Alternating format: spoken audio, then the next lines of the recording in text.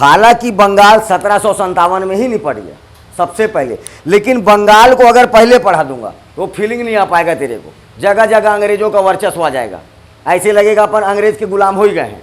लेकिन अभी वो दीमक की तरह छोटे छोटे जगहों को खाएगा। तो सब कुछ पढ़ाने के बाद आखिरी क्या होगा? बंगाल।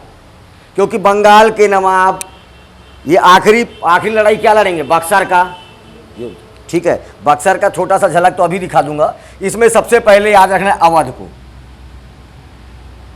चलिए हेडिंग डालिए अवध। अवध मुगल बादशाह मोहम्मद शाह, मुगल बादशाह मोहम्मद शाह के समय में स्वतंत्र अवध साम्राज्य की स्थापना कौन कर देता है? सादत खां।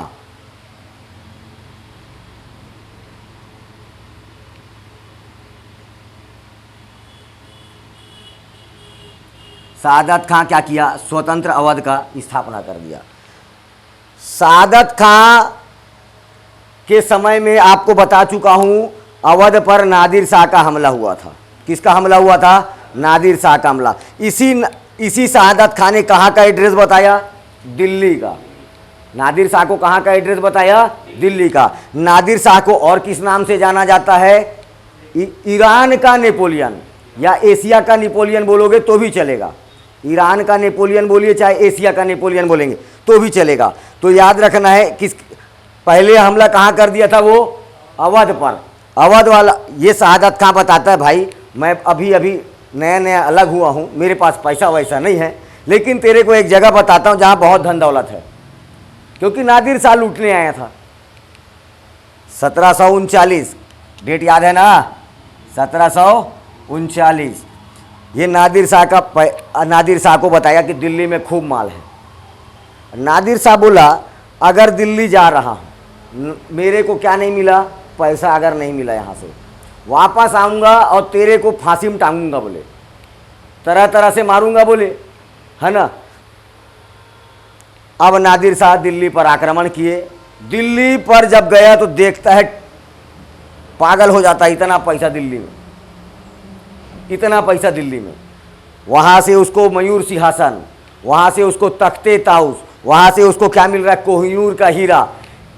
हाथी घोड़ा में रखने की जगह नहीं था, इतना लूटा। अब उसको पता था कि नादिर शाह को अगर मैं दिल्ली से जाऊँगा तो रास्ते में मेरे को बहुत लोग लूटेंगे। उससे अच्छा मेरा एक मित्र बहुत गरीब है जिसने मेरे को दिल्ली का क्या बताया है? एड्रेस बताया है। तो क्यों ना मैं कुछ सामान किसको दे दूँ?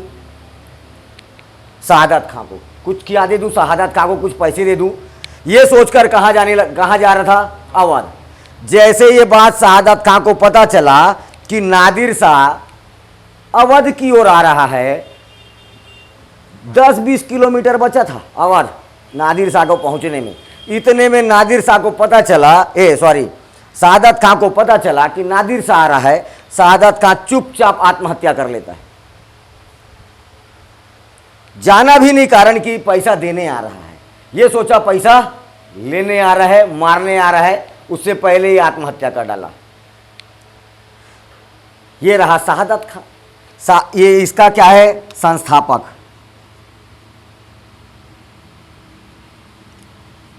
संस्थापक है ये स्वतंत्र अवध राज्य का। इसके बाद मरने के बाद उत्तराधिकार का संघर्ष चालू हो जाएगा। कौन राजा बनेगा, कौन राजा बनेगा, ये लड़ाई चालू किसके किसके बीच में? सफदरजंग और शुजाउद्दौला।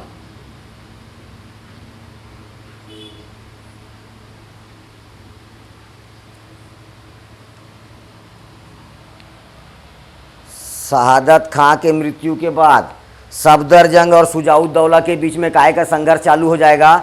उत्तराधिकार का संघर्ष। अब इसके बाद अवध का, ये लोग कहलाते थे नवाब। क्या कहलाते थे? नवाब।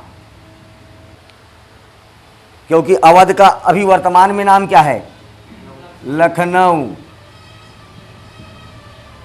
और लखनऊ को क्या बोला जाता है? नवाबों का शहर। अभी बताऊंगा क्यों बोला जाता है, आज के बाद नहीं भूलेगा। ठीक है, अभी तक नहीं जानता होगा कोई बात नहीं, लेकिन आज बताऊंगा उसके बाद कभी नहीं भूलेगा। ठीक, तो याद रखना है शहादत खां की मृत्यु के बाद सफदरजंग और शुजाउद्दौला के बीच उत्तराधिकार का संघर्ष चालू हो जाता है। फाइनली कौन जीतेगा? शुजाउद्दौला। देख, अभी शुजाउद्दौला है, एक और नाम आएगा बंगाल में, सिराजुद्दौला है। वो कौन है? सिराजुद्दौला है। ये शुजाउद्दौला है, सूजा हुआ दौला, शुजाउद्दौला, याद रखना है अवध से। फाइनली कौन जीत जाएगा? शुजाउद्दौला। शुजाउद्दौला जीत गए, अच्छा खासा जीवन कट रहा है। इसके पास बंगाल से एक आदमी दौड़ते दौड़ते आता है, मीर जाफर।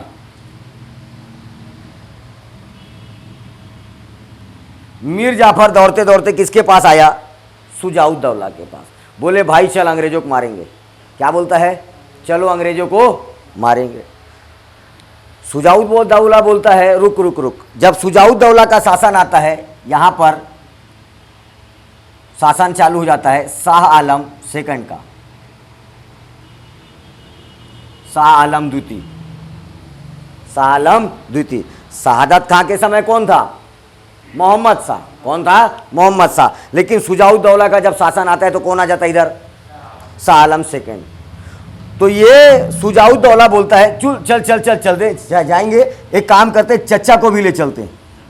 किसको भी ले चलते हैं? चचा को, और तीनों मिलके मारेंगे अंग्रेजों को। बोले मीर जाफर, शुजाउद्दौला, शाह आलम सेकंड, इनकी त्रिगुट सेना, इनकी त्रिगुट सेना, इसी को बोला गया त्रिगुट सेना।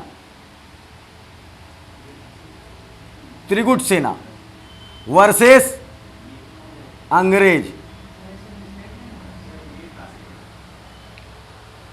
अच्छा ये सॉरी, मीर जाफर नहीं, मीर कासिम है। ओके ओके ओके, नहीं बेटा मीर जाफर ही है। ठीक है, नहीं नहीं मीर जाफर ही है। मीर जाफर के जगह मीर कासिम को बना दिया जाता है अगला यहाँ का अधिकारी। इसी बात से चिढ़ता है मीर जाफर। इसी बात से कौन चिढ़ जाता है? मीर जाफर।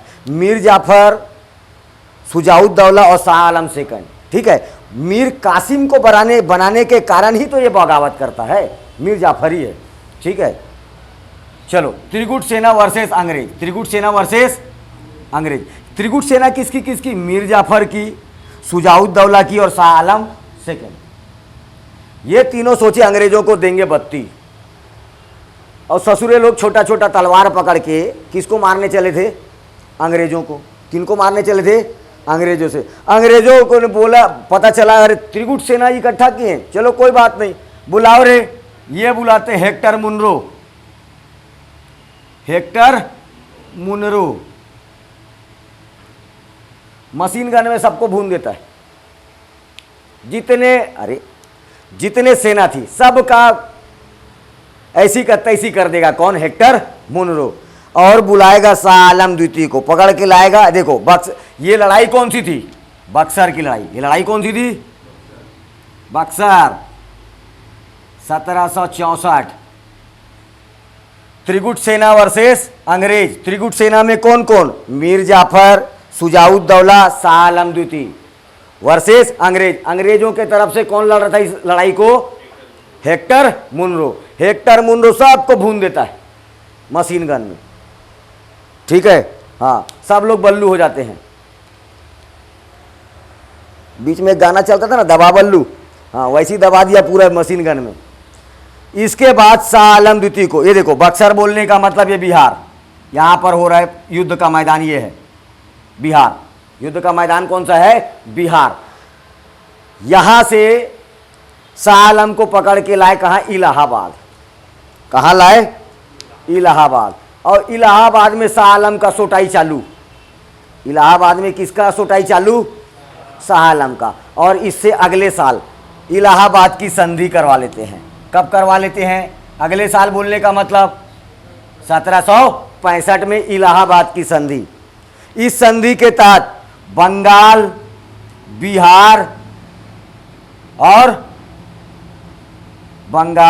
बिहार उड़ीसा, इन सब की दीवानी किनको प्राप्त हो जाती है? अंग्रेजों के। सब कुछ करेगा कौन? शाह आलम द्वितीय। सब कुछ करेगा कौन? शाह आलम द्वितीय। सब कुछ यही करेगा, लेकिन पैसा कौन लेगा? अंग्रेज। पैसा कौन लेगा? अंग्रेज। ये है बक्सर का लड़ाई, और इसका विस्तृत चर्चा करेंगे अपन कब? जब बात करेंगे युद्धों का। एक मैं सीक्वेंस लाऊंगा केवल युद्ध का, युद्ध और परिणाम, युद्ध और परिणाम, संधि युद्ध परिणाम, संधि युद्ध परिणाम। तो ये अलग से जब युद्ध और पढ़ेंगे तब और डील करूंगा। अभी याद रखना त्रिगुट सेना वर्सेस हेक्टर मुनरो, ठीक है। अपने को क्यों मेनली फोकस करना है? अवध पर। ये बात कहाँ जा रहा है? मुगलों की। लेटर मुगल में और बता ही चुका हूँ मैं ये बात को। इसके बाद शुजाउद्दौला ले देकर माफ़ी मांगता है, माफ़ कर दिया जाता है। धीरे धीरे सब कुछ अच्छा चलते रहता है, ठीक है। लेकिन अंग्रेज एक समय में 1850 के आसपास, 1850, 1850, अरे देखो अवध में बहुत सारे नवाब आएंगे अकॉर्डिंग टू एग्ज़ाम। काम का एक ये था, एक ये था, और इनका अंतिम नवाब। अंतिम नवाब कौन? वाजिद अली शाह। नवाब वाजिद अली शाह, अंतिम नवाब वाजिद अली शाह।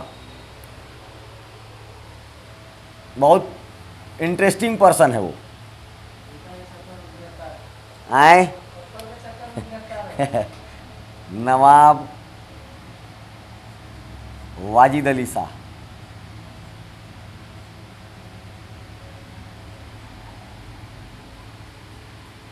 नवाब तो यही था, जीवन यही जिया। इसको ना बचपन से ऐसी सुविधाएं दी गई थी, ऐसी सुविधाएं दी गई थी,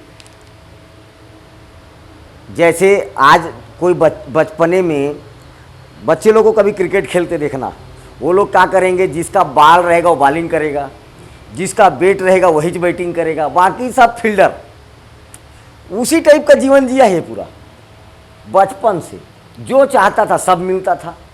जब ये बड़ा हुआ, यहाँ तक कि खाना खवाने के लिए भी आदमी था। खाना खवाने के लिए आदमी, खाना खाने के बाद हाथ मुंह धोता था, मुंह पोंछने के लिए आदमी था, चप्पल पहनाने के लिए आदमी, कपड़ा पहनाने के लिए आदमी, नहलाने के लिए आदमी। नवाब जीवन तो यह जिया था, ठीक है। लेकिन अवध चाहिए था लॉर्ड डलहौजी को। लॉर्ड इस समय गवर्नर बनकर कौन आ चुका था? लॉर्ड डलहौजी। लॉर्ड डलहौजी को कैसे भी अवध चाहिए था। तो एक आउटरम नाम का और अंग्रेज आएगा। अंग्रेज का नाम आउटरम। आउटरम एक रिपोर्ट बनाता है। रिपोर्ट, उस रिपोर्ट पर लिखता है अवध में कुशासन हो रहा है। क्या हो रहा है? कुशासन। तो 1854 में 1854 में अवध पर कुशासन का आरोप लगता है। काहे का आरोप लगता है? कुशासन का आरोप लगता है। और अवध इनको चाहिए क्यों पता है? अवध में उस समय बहुत अच्छा नील और अफीम की खेती होती थी। काय की खेती होती थी? नील और अफीम का बहुत अच्छा खेती होता था, इसीलिए अवध इनको चाहिए था। इसीलिए क्या होता है कि इसके ऊपर एक रिपोर्ट जानबूझकर बनाया जाता है, और क्या लगाया जाता है? कुशासन का आरोप। कुशासन का आरोप लग गया। नवाब वाजिद अली शाह ने एक भूल भुलैया बनाया था लखनऊ में। अवध में क्या बनाया था? भूल भुलैया। कभी गए हो भूल भुलैया में? गुरुजी नहीं गए हो?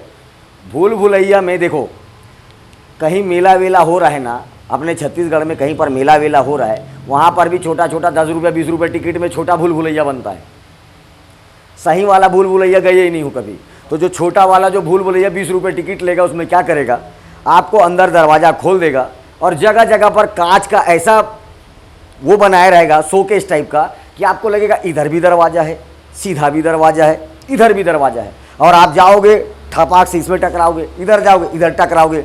तो इस टाइप के जगह को क्या बोला जाता है? भूल भुलैया। तो ये नवाब वाजिद अली शाह ऐसा भूल भुलैया बनाया था।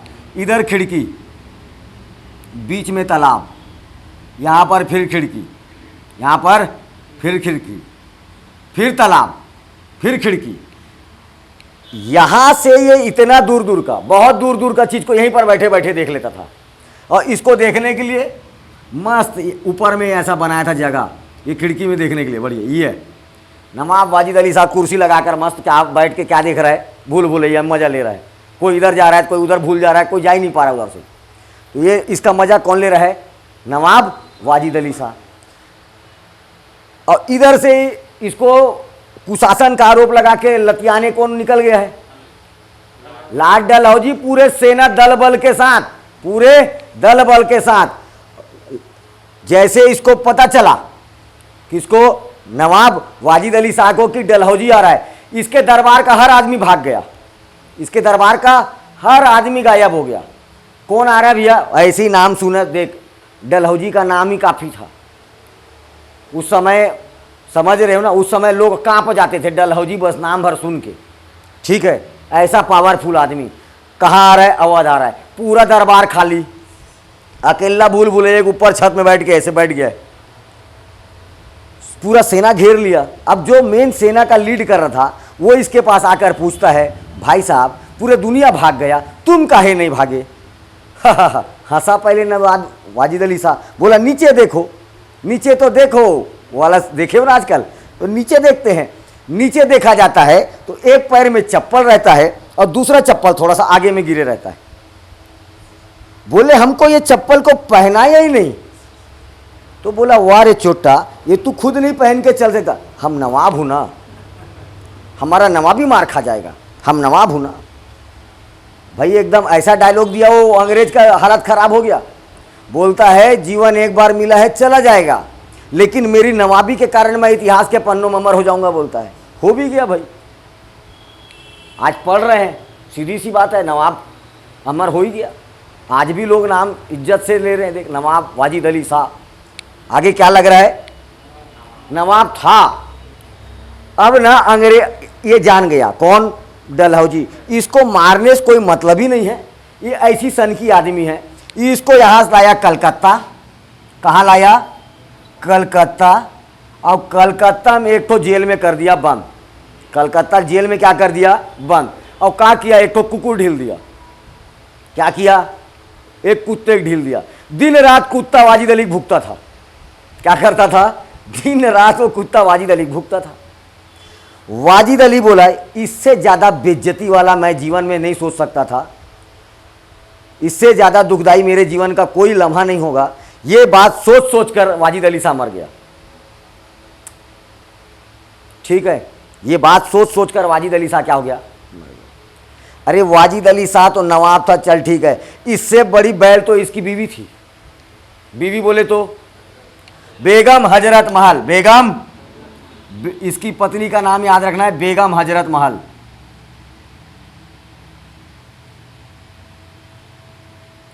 बेगम हजरत महल।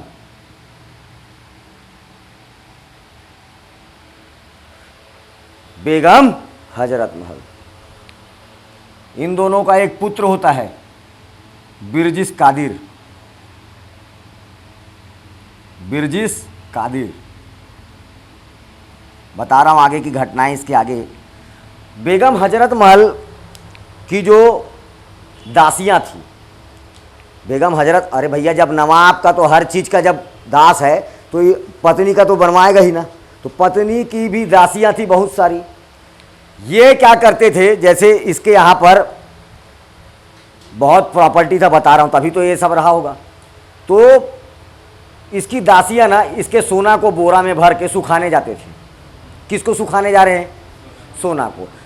मान ले 5 बोरा सोना ले गए सुखाने के लिए, छत के ऊपर सुखा रहे हैं बोल के ले जाते थे। ठीक है, छत के ऊपर सुखा रहे हैं बोल के, और जब लाते थे 4 ही बोरा लाते थे। बेगम हजरत महल देखती थी, ले गए तो तुम लोग 5 बोरा थे, ला कितना रहे हो? 4 बोरा। तो उसको समझाते थे, ये सिकुड़ जाता है। क्या हो जाता है? गर्मी धूप पाकर सिकुड़ जाता है, तो 4 बोरा हो गया। अरे पाप, देख उसको समझा रहे हैं, पापड़ बनाते हैं ना, तो पापड़ कितना सारा रहता है, और जब लाते हैं कितना सारा रहता है, वैसी हो जाता है। अच्छा ऐसा है ये बेगम हजरत महल। ठीक। नवाब वाजिद अली शाह के मृत्यु के बाद देखो 1857 में क्रांति होगी, तो लखनऊ से, अवध बोल चाहे लखनऊ बोल, लखनऊ से 1857 की क्रांति का नेतृत्व कौन करता है?